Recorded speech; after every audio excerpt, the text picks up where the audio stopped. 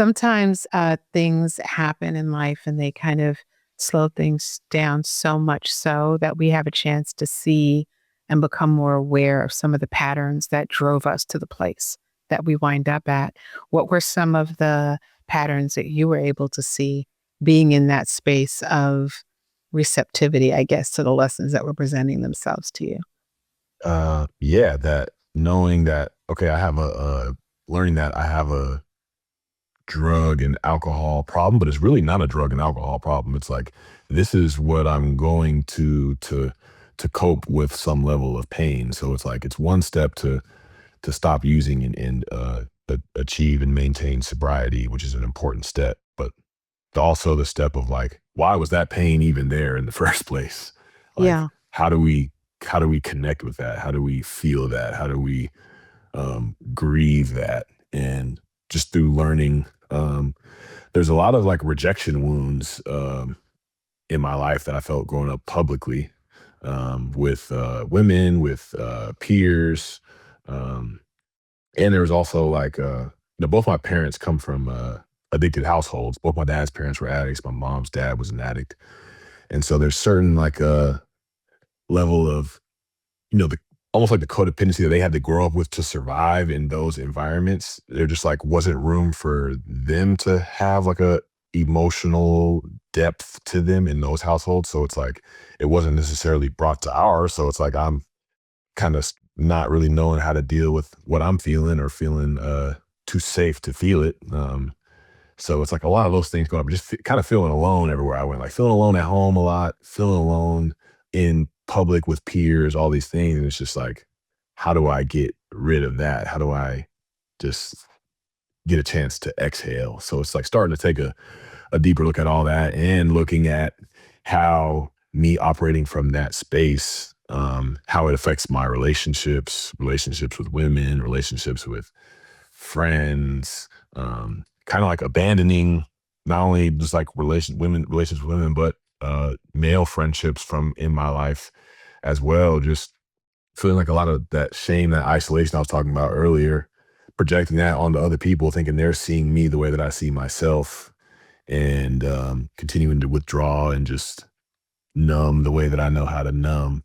So just picking up on those things, um, in rehab and starting to go to meetings, just getting around people to where like vulnerability was kind of the standard, because vulnerability was far from the standard for me in my life. It was just like a lot of lying, a lot of hiding, a lot of, manipulating. So just kind of starting to understand like, wow, like this vulnerability, it's uncomfortable, but when I get on the other side of doing it and allow myself to be seen in that vulnerability, it feels so much more refreshing. So those were kind of some of the things that I started to learn about myself in rehab. And I was like, ooh, I'm going to stick to this and keep this going because this feels a lot better than what I was doing before. Yeah. It's like once you start to see yourself, it's hard to unsee. And you kind of want more because it's that door that you open up to yourself. So like that relationship or those relationship challenges are about the way that you're relating to other people, but most importantly, it's about how you're really relating to yourself that winds up reflected in the relationships that you have with, your romantic relationships and your friendships and everything else. Um, and I think you bring up another really important point, and that is that so in my life, I was raised primarily by my father, and my father was Haitian, first generation, pretty strict and all that great stuff.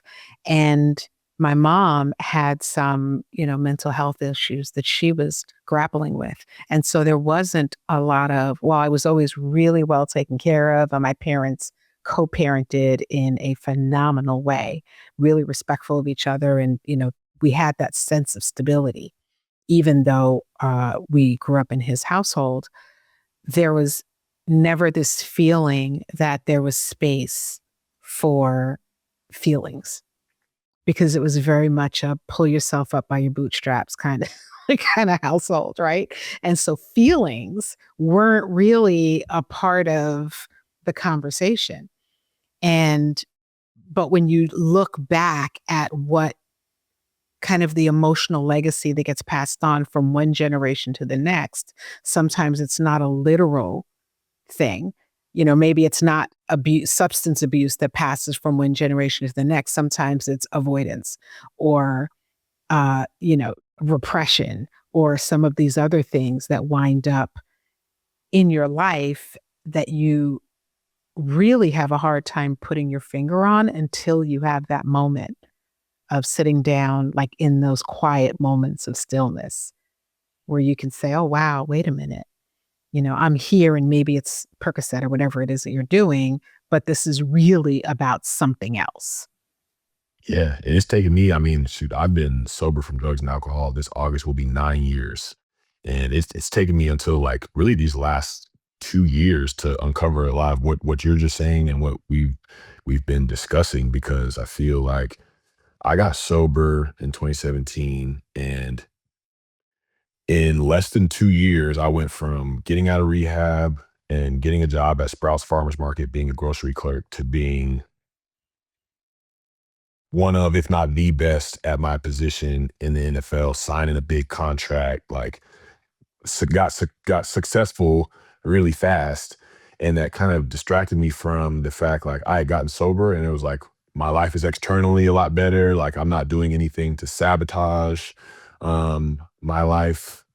But at the same time, I think of like the picture of the iceberg where there's like a little bit of the ice above the water, but then there's like this huge piece underneath that I had never looked at, which is a lot of this stuff. And then I saw my addiction start to manifest itself through other behaviors, through like love addictions, sex addiction, like and then like having my eyes open up to it like that a couple years ago, like, oh wow, like there's still something that needs to be looked at, which then I got pointed to all this information of looking at my early life, looking at what had been passed down, all this, and to where I feel like I'm finally taking those steps to not only having this information, but kind of like embodying and integrating a more healed way and different patterns now. But yeah, it's been a wild journey.